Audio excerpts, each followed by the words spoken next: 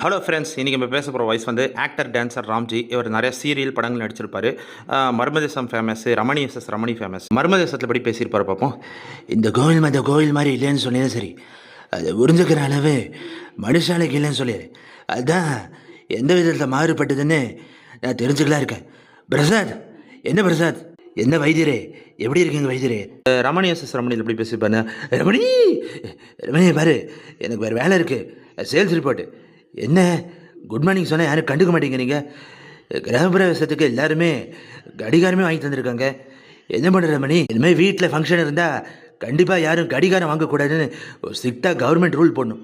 மூவியில் எப்படி பேசிப்பாருன்னு அவன் அப்பனே வந்தாலும் ரேக் பண்ணவும் சொல்கிறேன். ரமணி, இன்றைக்கி என்ன சமையல் ரமணி? இன்றைக்கி உப்புமா தானே? இன்றைக்கான வேறு ஏதாவது டிஃப்ரெண்ட்டாக சமைக்கலாம்ல? இந்த உப்புமா சாப்பிட்டு ஆஃபீஸ் பார்க்காம பேசாமல் தூங்கி வழியலாம் போல இருக்குது. இந்த